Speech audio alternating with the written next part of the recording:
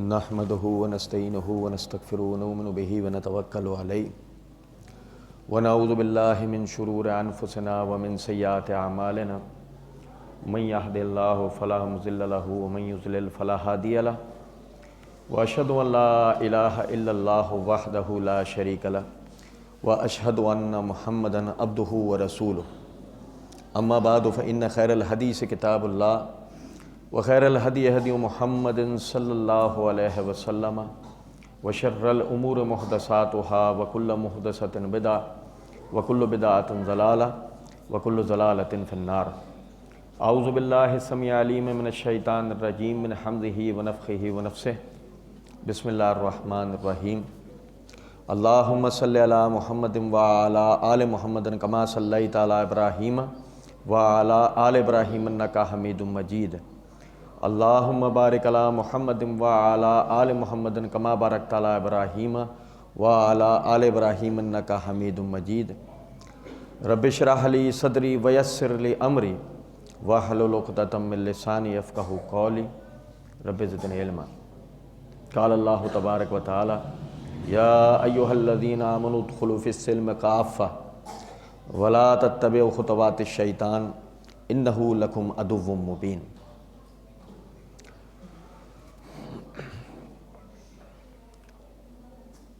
حاجی صاحب پریشان ہیں اس بات پر کہ بیٹا فرما بردار نہیں ہے، والدہ پریشان ہیں کہ بیٹی شادی کی عمر کو پہنچ چکی ہے لیکن اچھے رشتے نہیں ہیں، بھائی پریشان ہے کہ پتہ نہیں میرے گھر کی چادر چار دیواری محفوظ رہے گی یا نہیں، بہن پریشان ہے کہ بھائی کے غلط اعمال و افعال کے نتیجے میں کہیں میری شادی تو خراب نہیں ہو جائے گی، آدمی پریشان ہے ہزاروں لاکھوں کما رہا ہوں مگر پیسہ جوڑ نہیں پا رہا ہوں، جو کما رہا ہوں سب برباد ہو رہا ہے۔ آدمی پریشان ہے کہ کمانے کی کوشش کر رہا ہوں مگر کاروبار کے حالات پہلے جیسے نہیں ہیں۔ آدمی پریشان ہے کہ پڑھتے ہم پہلے بھی تھے لیکن اس سے سیکھتے تھے جس سے زندگی اس کی تعمیر ہوتی تھی، آج پڑھتے ہیں لیکن صرف ایک آخر میں کاغذ کا ٹکڑا ہاتھ کے اندر آتا ہے، سیکھ کر کچھ بھی نہیں پاتے۔ رکھیں میں جزاک اللہ۔ میرے بھائیوں ذرا دیکھیں تو صحیح، ہم میں سے بعض کی زندگی جو یہاں اس وقت مجھے نظر آ رہے ہیں، کوئی 10 سال کا ہے، کوئی 15 سال کا ہے، کوئی 20 سال کا ہے، کوئی 25 سال کا ہے، کچھ ہمارے ایسے بزرگ موجود ہیں کہ جن کی عمریں 45 سال، 50 سال، 55 سال اور 60 سال سے بھی اوپر ہیں۔ اگر ہم اپنے ضمیر سے مخاطب ہوں، اپنا اکیلے میں بیٹھ کر احتساب کریں تو پتہ یہ لگے گا کہ اب تک کی زندگی میں کچھ بھی نہیں کر پائے۔ ذرا موازنہ کریں ہم اپنے اسلاف سے، اور زیادہ نہیں، اسلاف میں مراد صرف اپنے ان باپ دادا سے موازنہ کر لیں جو ہم سے 1 صدی پہلے گزر گئے، ان کے جیسی ہماری صحتیں نہیں ہیں، ان کے جیسے ہمارے نرم مزاج نہیں ہیں، ہم میں وہ آپس کا بھائی چارہ نہیں ہے، ہم میں وہ ملنساری نہیں ہے، ہم میں وہ رکھ رکھاؤ نہیں ہے جو پہلے روایتی اور خاندانی رکھ رکھاؤ ہوتے تھے۔ کیا ہوا؟ کیا وجہ ہے کہ 1 صدی کے اندر ہی اتنا بڑا جنریشن گیپ، نسل انسانی کا خلا واقع ہو گیا؟ آخر ایسی کیا بات ہوئی ہے؟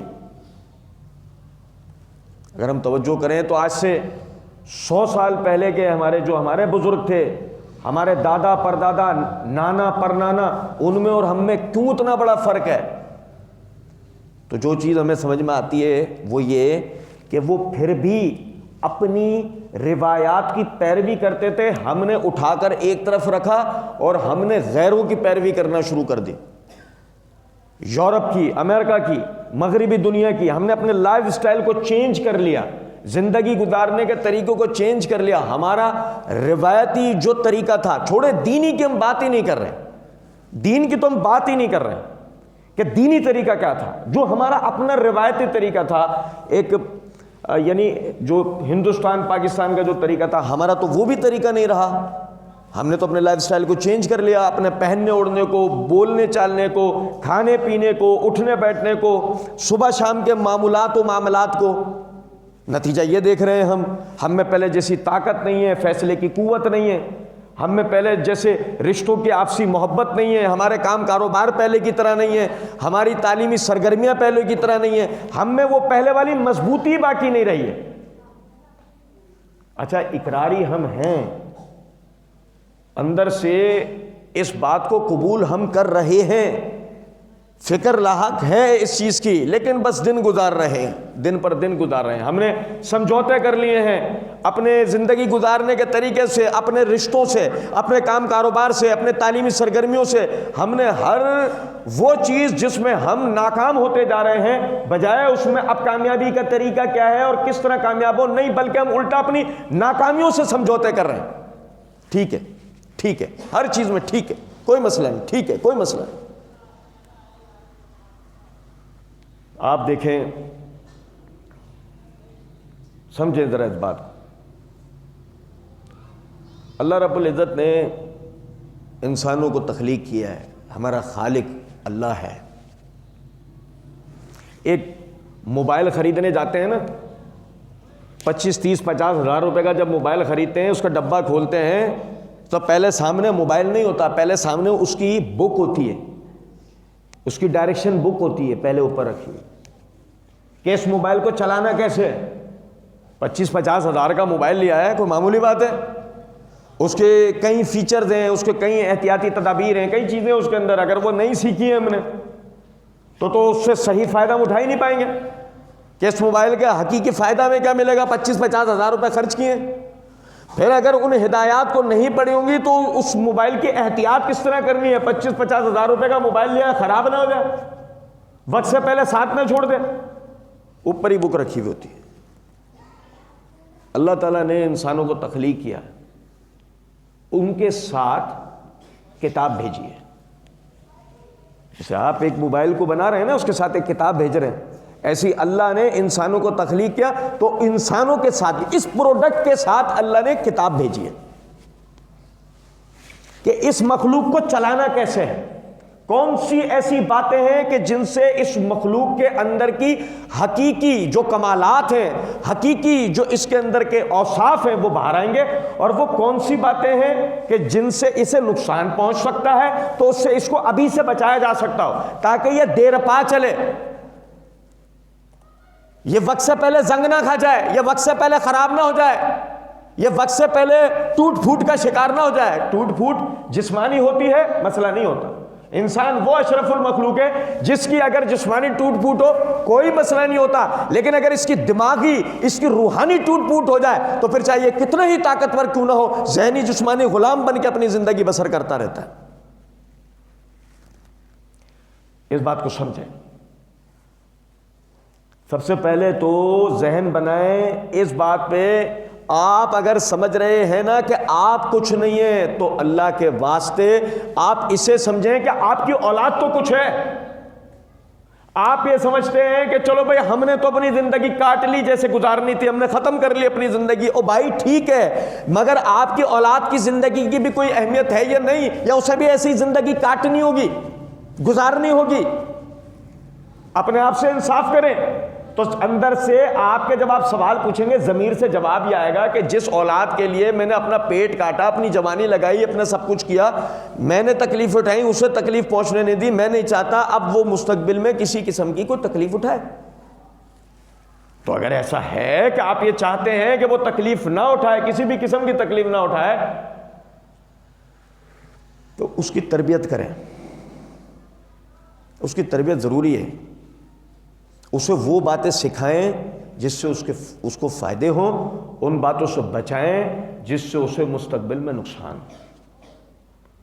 آپ سمجھیں اس بات کو کہ آپ جس طرح موبائل جب آپ ڈبے میں سے نکالتے ہیں اس کے پروگرام انسٹال نہیں ہوتے، انسٹال کرنے پڑتے ہیں، پروگرام اس کے خود بخود چل نہیں رہے ہوتے، اس میں سم لگانی پڑتی ہے، بالکل اسی طریقے سے آپ سمجھتے ہیں آپ کا بچہ آپ کا ادب کرے گا، آپ کا بچہ ایک ایماندار انسان بنے گا، آپ کا بچہ نیک نمازی بنے گا اور خود بخود بن جائے گا، تو ایسا نہیں ہو سکتا، ایسا نہیں ہو سکتا۔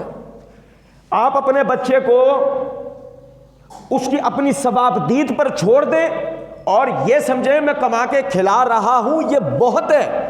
اور میرے بھائی یہ پاکستان ہے، یہ کوئی یورپ نہیں ہے، یہاں اللہ کے کرم سے کوئی بھوکا نہیں رہ سکتا، یہاں پر یقین کر لیں مارنے والے کم ہیں، کھلانے والے زیادہ ہیں، یہاں پر پیدا کر کے چھوڑ دینے والے آج بھی کم ہیں، لیکن پیدا ہوئے شخص کو پالنے والے آج بھی زیادہ ہیں۔ یہ پاکستان ہے۔ تو اگر آپ یہ سمجھتے ہیں کہ محض کما کے کھلا دینا آپ اپنے باپ ہونے کا حق ادا کر رہے ہیں، نہیں، ایسا نہیں ہے۔ اسے کھلا تو کوئی بھی دے گا، یہ کسی ہوٹل پہ، کسی یتیم خانے پہ، یہ اسی طرح کے فلاحی ادارے میں کھا پی لے گا، کھانے پینے کا اس کے مسئلہ نہیں ہوگا۔ اصل چیز اس میں اور ایک بکری کے بچے کے اندر، ایک چوپائے کے اندر یہ فرق ہے کہ ان کا ماں باپ انہیں پیدا کر کے ان کی اپنی ثوابدید پہ چھوڑ دیتے ہیں۔ آپ اشرف المخلوق ہیں، آپ اپنی انسان کو ان کے اپنی اولاد کو ان کے اپنی ثوابدید پہ نہیں چھوڑ سکتے۔ گو اگر آپ نے ایسا کیا تو کیا ہوگا؟ پھر یہ ہوگا کہ جس طریقے سے جانور کا بچہ بڑا ہوتے کے ساتھ ہی سب سے پہلے اپنے ماں باپ کو لاتے مارتا ہے، انہیں اپنے ریوڑ سے علیحدہ کرتا ہے، بالکل اسی طریقے سے آپ کا بچہ شادی کرے گا، آپ سے علیحدہ ہو جائے گا، آپ کو چھوڑ کے ایک طرف ہو جائے گا۔ اور ایمانداری سے اپنے ضمیر کے اندر جھانکیں اور اپنے ضمیر سے سوال پوچھیں، کیا ہر دوسرے گھر کی آج یہ داستان نہیں؟ ہر دوسرے گھر کی۔ کون بتائے گا اس کو کہ اس کے باپ کی کوئی اہمیت ہے؟ باپ نے تو بتائی نہیں تھی۔ کون بتائے گا اس کو کہ اس کی ماں کی ایک اہمیت ہے؟ ماں نے تو سمجھائی نہیں تھی۔ کون بتائے گا کہ بہن کا ایک تقدس ہے؟ یہ تو چیز اسے بتائی نہیں گئی تھی۔ کون بتائے گا کہ بھائی کو اس کے ساتھ کی ضرورت ہے؟ یہ تو اس کی تربیت کی نہیں گئی تھی۔ کون اسے سمجھائے گا کہ نیک نیتی اپنا بدلہ دنیا میں لاتی ہے، آخرت کو اپنی جگہ ہے۔ معاشرے کے ایک اچھے فرد اگر آپ ہیں، یہ معاشرہ اچھا بنے گا۔ آپ نے یہ سوچ لیا کہ اچھائی کا کوئی فائدہ نہیں، یہ معاشرہ خراب ہو چکے گا۔ اور میں عموماً ایک بات کہا کرتا ہوں، میرے بھائی، شکوہ کرنے سے پہلے اپنا کردار پیش کرو۔ آپ کا اپنا کردار کیا ہے؟ اگر آپ یہ سوال کرتے ہیں معاشرہ خراب ہو گیا ہے، تو آپ پہلے اپنا احتساب کریں، آپ کس حد تک صحیح ہیں۔ اگر آپ کہتے ہیں کہ حکمران چور ہیں، تو آپ اپنے گریبانوں میں جھانکیں کہ آپ نے کتنے حصے تک کی چوری کی ہے۔ آپ اگر یہ کہتے ہیں کہ فحاشی، بے حیائی گھر گھر پھیل رہی ہے، تو آپ دیکھیں آپ کے گھر میں ٹی وی چل رہا ہے یا نہیں، بچوں کو موبائل آزادی سے استعمال کرنے کی اجازت ملی ہوئی ہے یا نہیں۔ اگر آپ بھی اس معاشرے میں وہی غافل زندگی بسر کر رہے ہیں جو دوسرے کر رہے ہیں، آپ اپنے حصے کی اچھائی، آپ اپنے حصے کا کردار ادا ہی نہیں کرنا چاہ رہے، آپ کسی اور سے شکوہ کر بھی کیسے سکتے ہیں؟ نبی صلی اللہ علیہ وسلم نے فرمایا، دیکھو پہلی حدیث اب میں آپ کے سامنے پڑھ رہا ہوں، اس سے پہلے تک ہم نے کوئی دین کی بات نہیں کری کہ کوئی کہے کہ جی مولوی آیا ہے دین کی بات کر رہا ہے۔ نہیں بھائی، میں آپ کو آپ کی دنیا بتا رہا ہوں، آپ اپنی دنیا میں ناکام ہیں، ہم دین میں کامیاب کہاں سے ہوں گے؟ یہ تو بہت بات کی بات ہے۔ نبی صلی اللہ علیہ وسلم کی حدیث ہے، مسلمان قوم کی مثال ایک عمارت کی طرح ہے جس کی ایک اینٹ دوسری اینٹ کو مضبوط کرتی ہے۔ حاجی صاحب کہہ رہے ہیں میں کیا کر سکتا ہوں؟ ارے بھائی آپ ایک اینٹ ہو۔ حاجی صاحب کہہ رہے ہیں میں کیا کر سکتا ہوں؟ حاجی صاحب کو پتہ ہونا چاہیے کہ آپ اس اسلامی عمارت کی ایک اینٹ ہیں۔ اگر آپ اپنی جگہ چھوڑ دیں گے، آج آپ چھوڑ رہے ہیں، کل یہ چھوڑیں گے، پرسوں وہ چھوڑیں گے، اس اگلے دن وہ چھوڑیں گے، یہ عمارت خود بخود کمزور ہوگی، کوئی جب چاہے اسے گرا سکتا ہوگا، پھر آپ کس سے شکوہ کریں گے؟ آپ ہی نے تو اپنی جگہ چھوڑی تھی، دشمن کا تو مسئلہ ہی نہیں ہے، مسئلہ تو آپ کا ہے۔ آپ نے جو اپنا کردار ادا کرنا چاہیے تھا، آپ یہ کہہ کے پیچھے ہٹ گئے تھے میرے اکیلے کے کرنے سے کیا ہوگا، میرے اکیلے کے سچ بولنے سے کیا ہوگا۔ میرے اکیلے کے ایمانداری کرنے سے کیا ہوگا؟ میرے اکیلے کے تک پاک دامنی اختیار کرنے سے کیا ہوگا؟ پورا معاشرہ خراب ہے۔ تو کل کو جب وہی بے راہ روی، وہی جھوٹ، وہی دھوکہ جب آپ کے گھر میں گھس چکا ہوگا، آپ کس سے شکوہ کریں گے؟ کیونکہ آپ نے اپنے سے کا کردار تھوڑی ادا کیا، آپ آخرکار اس کا شکار ہوئے۔ مثال دوں ایک اور، ہمیں ویکسین کیوں لگائی جا رہی ہے؟ کہ کہیں ہم وائرس کو یہاں سے وہاں لے جانے کا باعث نہ بن جائے۔ ہم میں اینٹی وائرس داخل ہو چکا ہو، وائرس ہم میں آئے فوراً مردہ ہو جائے، کہ اگر ہم یہاں سے وہاں نقل مکانی کر بھی رہے ہیں تو وائرس ہماری وجہ سے پھیلے نہیں۔ تو سمجھیں اس بات کو، میں نے سچ بولا، جھوٹ کو پھیلنے سے روکا، میں نے پاک دامنی کی زندگی بسر کی، زنا کو پھیلنے سے روکا، میں نے ایمانداری کی زندگی بسر کی، بے ایمانی کو پھیلنے سے روکا۔ سمجھیں کہ میرے اکیلے کے اچھے ہونے کا سب سے بڑا فائدہ یہ ہے کہ ایک اور آدمی برا ہونے سے بچ گیا، میں نے برائی کو ایک آدمی تک پہنچنے سے روک دیا، ورنہ مجھے کسی سے شکوہ کرنے کی ضرورت نہیں ہے، نہ حکمرانوں سے، نہ علماء سے، نہ اساتذہ سے، نہ ڈاکٹر سے، نہ اداروں سے، نہ منتظمین سے، کسی سے۔ میں اپنے محلے، اپنے پڑوسی، کسی سے کوئی شکوہ نہیں کر سکتا، میں اپنے گھر میں کوئی شکوہ نہیں کر سکتا اگر میں اپنا کردار ادا نہیں کرتا ہوں۔ نبی صلی اللہ علیہ وسلم نے فرمایا کلکم رائع و کلکم مسئول، تم میں سے ہر ایک کو کوئی نہ کوئی ذمہ داری ملی ہے اور اس کی ذمہ داری کے بارے میں سوال ہوگا۔ کیسے لوگ ہیں ہم؟ اولاد نہیں ہو رہی ہوتی ہے تو کہتے ہیں اللہ نے میرا نصیب پھوڑ دیا کہ اللہ مجھے اولاد نہیں دے رہا، نعوذ باللہ من ذالک۔ اور جب اولاد ملی تو ساتھ ہی ایک ذمہ داری ملی۔ کیا ذمہ داری ملی؟ وما خلقت الجن والانس الا لیعبدون، ہم نے جنات اور انسانوں کو اپنی عبادت کے لیے پیدا کیا ہے، تو جو بچہ تمہارے یہاں پیدا ہوا ہے اگر وہ اللہ کا بندہ بنا تو تمہیں اولاد ملنے کا مقصد پورا ہو گیا، لیکن اگر وہ اللہ کا بندہ نہیں بن پایا تو تمہیں اولاد ملنے کا مقصد تو پورا نہیں ہونا۔ اب اس نعمت کو جو تم نے اللہ سے مانگا تھا کہ اللہ میرے یہاں اولاد ہو جائے، اب کل قیامت کے دن اللہ کا اس کا جواب دینا پڑے گا کہ جو تو نے نعمت مانگی اس کے لیے ہم نے جو تجھے طریقہ بتایا تھا اس پہ تو نے عمل کیے یا نہیں۔ آدمی کہہ رہا ہے، سنو ذرا بات کو، آپ کبھی ملاحظہ کریں جن بچوں کے والدین نہیں ہوتے ان کی زندگی کیسی گزرتی ہے۔ ہم اپنے ارد گرد کا اگر جائزہ لیں تو ہمیں پتہ لگتا ہے بعض بچے بے راہ روی کا شکار ہو جاتے ہیں، وہ ہمارے گھر کے بچوں کی طرح بعض مرتبہ نہیں بن پاتے الا ماشاء اللہ۔ اب جی میں نے شادی ہو گئی، گڑ گڑا کے اللہ سے دعائیں مانگی، میں نے اولاد کا سوال کیا، بیٹے کا بیٹی کا میں نے سوال کیا، اللہ رب العزت نے دے دیا۔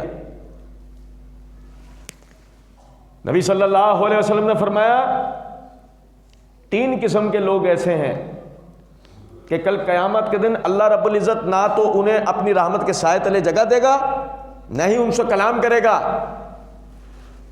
نمبر 1 ہمیشہ شراب پینے والا، نمبر 2 بوڑھا زانی، اور نمبر 3 دیوس۔ صحابہ کرام رضوان اللہ علیہ مجمعین نے عرض کیا اللہ کے رسول دیوس کیا ہوتا ہے؟ تو نبی صلی اللہ علیہ وسلم نے فرمایا وہ بے غیرت کہ جو اپنے گھر کے اندر کوئی بھی خلاف شرع کام دیکھتا ہے، اللہ کی نافرمانی کا کام دیکھتا ہے لیکن خاموش رہتا ہے، منع نہیں کرتا۔ اور میرے بھائی سمجھو اس بات کو کہ اگر میں اور آپ یہ اطمینان کی جو زندگی بسر کر رہے ہیں کہ نہیں جی میں 5 وقت نمازیں پڑھ رہا ہوں، میں روزے رکھ رہا ہوں، میں حج کر آیا ہوں، میں زکوٰۃ ادا کر رہا ہوں، لیکن آپ کے سامنے غلط ہوتا ہے، اللہ کے دین کے خلاف ہوتا ہے، اور آپ اپنا کردار ادا کرتے ہوئے اخلاق سے، تمیز سے، حکمت سے، تہذیب سے اسے روکنے کی کوشش نہیں کرتے، کل قیامت کے دن اللہ آپ سے اس کے بارے میں سوال کرے گا، اللہ آپ سے پوچھے گا۔ اور غیروں کی بات تھوڑی کر رہے ہیں ہم کوئی آپ سے کوئی یہ تھوڑی کہہ رہے ہیں کہ ہمارے ساتھ آپ جا کے کسی علاقے میں کہیں خرابیاں چل رہی ہیں وہاں جا کے آپ کسی کی ذہن سازی کریں، نہیں، آپ سے بات یہ کی جا رہی ہے آپ کے اپنے گھر کے اندر تربیت کا معاملہ کیا ہے۔ نبی صلی اللہ علیہ وسلم کو رسالت ملی، پہلا دن ہے، پہلے دن کہا جا رہا ہے وانذر عشیرتک الاقربین، اے نبی صلی اللہ علیہ وسلم سب سے پہلے آپ نے اپنے قریبی رشتہ داروں کی ذہن سازی کرنی ہے۔ سب سے قریبی رشتہ آدمی کے لیے کیا ہوتا ہے؟ ماں باپ کا. ماں باپ نہ ہو تو بیوی بچوں کا. سب سے قریبی رشتہ آدمی کے لیے یہ ہے. اور آپ سمجھیں کہ اگر میرے ماں باپ یا میرے بیوی بچے اللہ کے دین کے اوپر عمل نہیں کر رہے ہیں تو کل قیامت کے دن میں جواب دہ ہوں. باپ ہونے کے اعتبار سے میں جواب دہ ہوں. میں کیوں جواب دہ ہوں؟ میں اس لیے بھی کہ میں نے اللہ سے اس نعمت کا سوال کر کے مانگا تھا, اللہ نے مجھے وہ نعمت دی ہے. اور میں یوں بھی جواب دہ ہوں کہ نبی صلی اللہ علیہ وسلم نے میری اولاد کو یہ بات بتا دی. باپ کی رضامندی میں اللہ کی رضامندی ہے, باپ کی ناراضگی کے اندر اللہ کی ناراضگی ہے. آج ہمارے نہیں سوال کر رہے ہوتے لوگ کہ ہمیں کیسے پتہ لگے اللہ ہم سے راضی ہے یا نہیں. کیا فارمولہ ہے؟ باپ راضی ہے, باپ خوش ہے تم سے. اگر تم سے تمہارا باپ خوش نہیں ہے تو دلیل ہے اس بات کی کہ تم سے اللہ بھی راضی ہوگا نہیں. اور اگر تم سے باپ خوش ہے تو امید کی جا سکتی ہے کہ اللہ بھی تم سے راضی ہوگا.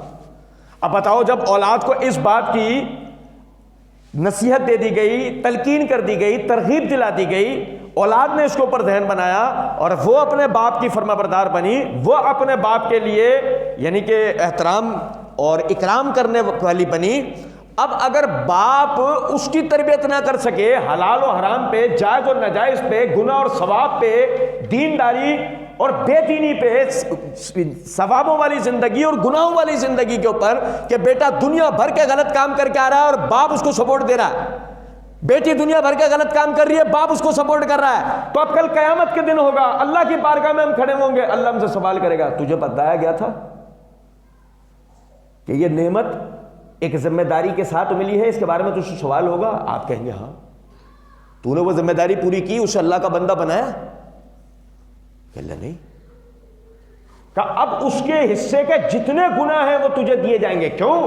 اس کی وجہ ہے نبی صلی اللہ علیہ وسلم نے فرمایا, صحیح مسلم کے اندر حدیث ہے, فرمایا کہ جس شخص نے کسی نیکی کی بات کی طرف رہنمائی کی اور عمل کرنے والے نے اس کے اوپر عمل کیا, تو اب جتنا اجر و ثواب اس رہنمائی کرنے والے کو ملے گا, یعنی کہ اس عمل کرنے والے کو ملے گا, اتنے اس رہنمائی کرنے والے کو بھی ملے گا. اور جس نے کسی گناہ کے کام کی طرف رہنمائی کی تو اب جتنا عذاب اس گناہ پہ عمل کرنے والے کو ملے گا اتنا ہی اس رہنمائی کرنے والے کو بھی ملے گا. تو جو پہلی نیک نیتی کی تربیت ہوتی ہے وہ ماں باپ سے ملتی ہے, اور جو پہلی گناہوں کے اوپر سپورٹ ملتی ہے وہ بھی ماں باپ سے ملتی ہے. تو اگر آج میں نیک نیتی کی زندگی بسر کروں گا یا میں اپنے والدین کے لیے صدقہ جاریہ بنوں گا, لیکن اگر میں آج گناہوں کی زندگی بسر کروں گا, اس کا سارا عذاب میرے والدین کو ملے گا. کہ جنہوں نے کھلا انٹرنیٹ والا موبائل میرے ہاتھ میں دے رکھا تھا, جنہوں نے کھلا ٹی وی میرے ہاتھ کے اندر دے رکھا تھا, رات کو بیٹا فون کے اوپر گلی میں کھڑا ہوا بات کر رہا ہے اور باپ کو یہ فکر نہیں ہو رہی ہے یہ رات کو 1-1, 1.5, 2-2, 3-3 بجے تک فون پہ کس سے باتیں کر رہا ہے, کیا باتیں کر رہا ہے یہ. بیٹا اکیلے کے اندر بیٹھ کے کمپیوٹر چلاتا ہے, باپ بیٹھ کر یہ نہیں پوچھ رہا تو اکیلے میں کمپیوٹر پہ کرتا کیا ہے. حتیٰ کہ ماں جو اپنے پیروں کے نیچے جنت بتا رہی ہوتی ہے. میں آپ کو معذرت کے ساتھ ایک بات کہوں, سنو ذرا بات. اور میرے بھائی, کیا عظیم ہے وہ ماں, کیا عظیم ہے وہ ماں جو شخص سردی کی صبح وہ جاگتی ہے, اپنے بیماری تکلیف پریشانی کسی چیز کو نہیں دیکھتی, ناشتہ تیار کرتی ہے, ناشتہ تیار کر کے اپنے بچوں کو اٹھاتی ہے, انہیں ناشتہ کراتی ہے, انہیں اسکول, کالج, یونیورسٹی, جاب وغیرہ ان تمام چیزوں کے لیے انہیں ان کا ذہن بناتی ہے, ان کو کھلاتی پلاتی ہے, ان کو کپڑے دیتی ہے. کتنی عظمت والی ہے نا یہ ماں. مرتے ہی جہنم میں جائے گی, مرتے ہی کہاں جائے گی؟ الا ماشاء اللہ, مرتے ہی جہنم میں جائے گی. کیوں؟ کیونکہ اسے اسکول کے لیے اٹھائے یہ ذمہ داری ملی تھی, یا اس کو یہ ذمہ داری ملی تھی کہ یہ فجر کے لیے اٹھائے. آپ اندازہ کرو ذرا اس بات, کیا ترجیحات ہیں ہماری. ہم تکلیف اٹھا رہے ہیں اس کو اسکول کے لیے اٹھانے کے لیے, ہم تکلیف نہیں اٹھا رہے فجر کی نماز کے لیے اٹھانے کے لیے. ہے میرے بچے کو سونے دو, نیند پوری کرنے دو, نیند پوری کرنے دو, تمہاری قبر آنکھ سے بھر جائے گی. کون سی نیند پوری کرنے دو؟ اس کی اور اپنی قبر کو آنکھ سے نہیں بھرو, اس کو فجر کے لیے اٹھاؤ, اس سے ظہر کا پوچھو, اس سے عصر کے بارے میں سوال کرو, اس سے پوچھو اس نے مغرب پڑھی نہیں پڑھی, اس سے پوچھو یہ عشاء کے لیے با جماعت نماز پڑھتا ہے یا نہیں پڑھتا ہے. کہ اس کو ذمہ داری سے ہم صبح 7 بجے اٹھا رہے ہیں کہ اسکول جائے گا. یہ اسکول کے پیپر کامیابی نہیں دلوائیں گے, قبر کے پیپر کامیابی دلوائیں گے. جب فرشتہ آ کے سوال کرے گا من ربو کا من دینوں کا ما کنتا تقول فی ھذا الرجل, اس وقت جس نے جواب دیا وہ کامیاب ہوگا. اس وقت جو جواب نہیں دے پایا, دنیا میں کوئی بھی اسٹیٹس اپنے ساتھ لے کے آؤ. مثال کے طور پہ وزیر اعظم قبر کے اندر دفن کر دیے گئے. قبر میں کون دفن کیے گئے؟ آپ ہمارے حساب سے قبر میں کون دفن کیے گئے؟ وزیر اعظم. آپ ہمارے حساب سے قبر میں کون دفن کیے گئے؟ Army general. آپ ہمارے حساب سے قبر میں کون دفن کیے گئے؟ پاکستان کا سب سے امیر کبیر آدمی. لیکن جب وہ قبر کے اندر دفن کیے گا, اب اس کی حیثیت کیا ہے؟ محض اللہ کا بندہ. ہوگا وہ وزیر کسی ملک کا, ہوگا وہ کسی فوج کا جنرل, ہوگا وہ کوئی بہت بڑا تاجر, لیکن اب جو قبر میں آیا ہے کس حیثیت سے آیا؟ کہ اللہ کی مخلوق ہے, اللہ کا بندہ ہے. بس اس سے بڑی اس کی کوئی حیثیت نہیں ہے. یہی تو وجہ ہے کتنے تم تراک کے ساتھ منکر نکیر آئیں گے. یہ نہیں دیکھیں گے کہ وزیر اعظم کی قبر جا رہے ہیں, یہ نہیں دیکھیں گے کہ آرمی جنرل کی قبر پہ جا رہے ہیں, یہ نہیں دیکھیں گے کہ یہ پاکستان کا سب سے رئیس ترین آدمی تھا, اس سے ہاتھ ملانے کے لیے بھی پہلے اپائنٹمنٹ لینی پڑتی تھی. منکر نکیر آئیں گے, اٹھائیں گے, پوچھیں گے من رب ہوگا, تیرا رب کیا ہے؟ وہ کہے گا میں پاکستان کا وزیر اعظم. کہے گا, جرت بھی ہوگی اس کی کہ وہ جرت کر کے منکر نکیر کو یہ بات کہہ دے میں پاکستان کا وزیر اعظم. تو مجھ سے سوال کر رہا ہے, میں فوج کا جنرل ہوں. کہہ سکتا ہے کوئی منکر نکیر سے؟ کہہ سکتا ہے منکر نکیر سے؟ ارے کیا سوالات کے جوابات ہیں, یہ لو مجھ سے ذرا بلینک چیک لے لو, یہ لو پیسے, تم خود ہی فل کر دینا سارا. یہ کہہ سکتا ہے منکر نکیر سے؟ نہیں کہہ سکتا. منکر نکیر نے تو یوں آ کے یہ ایسے کفن کو پکڑ کے اور یوں اٹھا کے بٹھا دینا ہے. من ربو کا, تیرا رب کون ہے؟ اب اگر دنیا میں اپنے رب کے حضور اپنی حاجتیں رکھیں, اپنے رب کی معرفت رکھتا تھا, اللہ کے بارے میں جانتا تھا, اپنی مشکل کشا حاجت روا اللہ کو مانتا تھا, اپنی مرادیں اپنی پریشانیاں مصیبتیں اللہ کے سامنے رکھا اور ہمیشہ ہر حال میں اللہ پہ بھروسہ کیا, تو کہے گا ربی اللہ, میرا رب اللہ ہے. اور جو ایسا نہیں کیا تو لا ادری, میں نہیں جانتا. مجھے ایمانداری صاحب بتائیں, ہم سب بھائی اکیلے میں اپنا احتساب, آپ کو پتا ہے آج جنہیں اولیاء اللہ کہا گیا ہے, آج امت میں جو زاہدین جو گزرے, آج وہ جو ابو نعیم اصبہانی رحمۃ اللہ علیہ نے کتاب لکھی ہے ہلیۃ الاولیاء کے نام سے, آج جو عبداللہ بن مبارک رحمۃ اللہ علیہ نے کتاب الزہد کے نام سے جو لکھا ہے, آج ابن الجوزی رحمۃ اللہ نے تذکرۃ الاصفیاء کے نام سے جو کتابیں لکھی ہیں, امت کے ان بزرگوں کا ذکر کیا ہے کہ جن کو آج ہم تابعین, تبع تابعین, ائمہ مجتہدین, مورخین, مفسرین, آج جن کے ہم جو عملی زندگی اور ان کی جو عظمتوں اور فضیلتوں کے بارے میں جو ہم پڑھتے ہیں, وہ عظمتیں اور فضیلتیں جو ان کو ملی ہیں اللہ کے بندوں, اللہ کے دین پہ عمل کرنے کے نتیجے میں ملی نا انہیں, جو وہ ایسی یعنی دنیاوی معراج کر گئے. آج کیفیت یہ ہے معمولی سے لوگ, یعنی ان کی آپ اندازہ کریں ان کی کیفیت یہ ہوتی تھی کہ ان کے پاس پہننے کے لیے ایک لٹھے کا جوڑا ہوتا تھا, لیکن عزت ایسی ہوتی تھی کہ ان کی مجلسوں میں عمر بن عبدالعزیز رحمۃ اللہ علیہ جیسے خلیفۃ المسلمین ایک معمولی آدمی کی طرح بیٹھے ہوئے ہوتے تھے. وجہ کیا ہے؟ وجہ ہے تقوی, وجہ ہے عمل, وجہ ہے اس دین کے اوپر عمل کرنا. زبانی باتیں نہیں کی, عمل کر کے دکھایا. آج کیفیت یہ ہے ان کی نسلوں کی نسلیں اس دین پہ عامل ہیں, نسلوں کی نسلیں. وہ آیا قبر کے اندر, اس نے آ کے سوال کیا من دینوں کا, تیرا دین کیا ہے؟ ہمارا اعلیٰ کہہ رہا ہے مولوی صاحب سے پوچھ کے بتاؤں گا. ایسے ہی ہوتا ہے. ہمارا والا کیا کہتا ہے ہر بات کے لیے, جب بھی کہا جائے مولوی صاحب سے پوچھ کے بتاؤں گا, ہمیں تو پتہ ہی نہیں.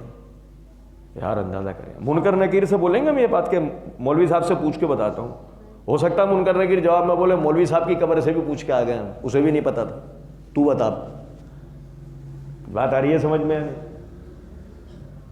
میرے بھائیوں یقین کرو, آج کا جو 25 منٹ کا تجزیہ آئے گا نا خبر نامے کے بعد, اس کو دیکھنے کا تمہیں کوئی فائدہ نہیں ملے گا, کیونکہ کل سیاسی بساط بدل چکی ہوگی, حالات ختم ہو چکے ہوں گے, حالات یہ سیاسی حالات نہیں ہوں گے جس پہ آج تم نے 25 منٹ آدھے گھنٹے کا وہ تجزیے کا پروگرام دیکھا. لیکن اللہ کی قسم آج جس قرآن کو تم پڑھو گے 20 منٹ, کل بھی وہی قرآن ہوگا, پرسوں بھی وہی قرآن ہوگا, اسی پہ عمل کر کے 1 سال بعد بھی کامیابی ہے, 10 سال بعد بھی کامیابی ہے, اور آخرت میں بھی اس کے متعلق تم سے سوال کیا جائے گا. 1.5 2 گھنٹے ٹی وی کے آگے بیٹھ کے خبریں سن رہا ہے، جانتا ہے اس بات کو کہ یہ ساری مصنوعی خبریں ہیں، وہ دکھایا جا رہا ہے ہمیں جس کی کوئی حقیقت نہیں ہے، پس پردہ کچھ اور ہے۔ کل کا دن ہوگا، یہ بساط بدل چکی ہوگی۔ آپ بتاؤ نا ایمانداری سے، کیا وہی وقت ہم نے قرآن اور حدیث کو پڑھنے میں لگایا؟ کیا وہ اپنے گھر میں ترجمہ لا قرآن اٹھا کے ہم پڑھنے کو تیار ہیں؟ اندازہ کر۔ میں اپنے بھائیوں سے بات نہیں کرتا کاروباری معاملات کو لے کر، میں اپنے بھائیوں کو ساتھ بیٹھتا ہوں، 1 روپے کا ان کے ساتھ رات کو بیٹھ کے حساب کرتا ہوں، چاہے 1 گھنٹہ لگ جائے، 1.5 گھنٹہ لگ جائے، کھانا لیٹ ہو جائے، کھانا دیر سے کھا لیں گے، بھوکے رہیں گے، لیکن یہ پہلے حساب کتاب پورا کریں گے، اونچ نیچ نہ ہو جائے کوئی کسی بھی قسم کے، ہے نا؟ کتنی ذمہ داری والا کام کر رہے ہیں، اور آخر میں اسی جائیداد کا بٹوارا ہوگا اور یہ سب روڈ کے اوپر آئیں گے۔ کیا ہوتا ہے؟ دوسری تیسری چوتھی پانچویں کسی نہ کسی نسل میں آخر کار یہ ہو جاتا ہے، روڈ پہ آ چکے ہوتے ہیں ہم۔ کہاں گیا وہ سارا پیسہ؟ آیا کام؟ نہیں۔ لیکن اگر میں انہی بھائیوں کو ذمہ داری کے ساتھ لے کر رات میں بیٹھ جاتا، زیادہ نہیں، ایک 15 منٹ انہیں 2 حدیثیں پڑھ کے سنا دیتا، سورہ یوسف کا ہی ترجمہ سنا دیتا انہیں، قرآن نکال کے ایک سورہ یوسف، قرآن کی سب سے آسان سورت ہے سورہ یوسف، ایک واقعہ ہے جس میں اللہ رب العزت نے ہمارے لیے برکتیں اور نصیحتیں رکھی ہیں، ایک سورہ یوسف ہی بٹھا کے میں ان کو ترجمہ پڑھ کے سنا دیتا، لیکن نہیں، میں ایسا نہیں کر رہا۔ اور پھر آخر میں بیٹھ کے شکوہ کر رہا ہوں، کیا کریں یار، ہم نے تو اپنے بھائیوں کے لیے بہت کچھ کیا، ہمارے بھائی تو ہمارے لیے کھڑے ہی نہیں۔ کیا کرا تم نے؟ کچھ بھی نہیں، کسی نے کچھ بھی نہیں کیا۔ المختصر عرض یہ ہے میرے بھائیوں، ہم میں سے ہر شخص کو یہ سمجھنا چاہیے، ہمیں یہ تو پتہ ہے آج ہماری عمر کیا ہے، لیکن اب ہمیں یہ نہیں پتہ ہے کہ اب کتنی باقی ہے، یہ نہیں پتہ، ہمیں اگلے 1 منٹ کے بارے میں نہیں پتہ۔ یقین کریں بہت اچھی بات ہوتی ہے، فیوچر پلاننگ کرنی چاہیے، مستقبل کے حوالے سے آدمی کو منصوبہ بندی کرنی چاہیے، بہت اچھی بات ہے، لیکن اگر آپ مستقبل کی منصوبہ بندی کرنا چاہتے ہیں تو مستقبل میں سب سے پہلے اپنی آخرت کو یاد رکھیں۔ اگر آپ کی آخرت درست ہو جاتی ہے میرے بھائی، تو آپ یقین کریں اللہ تعالیٰ آپ کی دنیا بھی خود بخود بہتر کر دے گا۔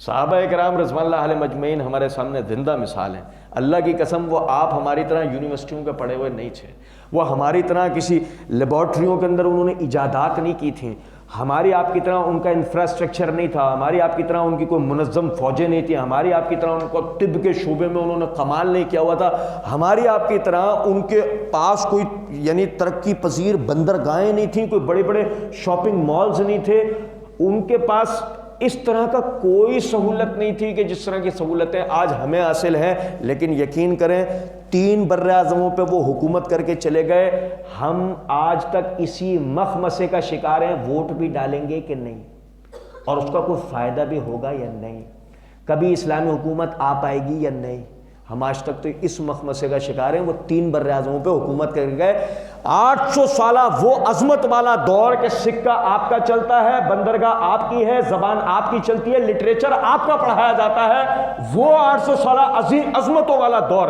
آج کیفیت یہ ہے لٹریچر آپ کسی اور کا پڑھتے ہو، سکہ دنیا میں کسی اور کا چل رہا ہے، بین الاقوامی زبان کسی اور کی ہے، آپ کا اپنا ذاتی سوائے اس کے کہ جو آپ نے کما لیا، کھا لیا، پہن لیا، پھاڑ لیا، اس کے علاوہ آپ کا ذاتی کچھ بھی نہیں۔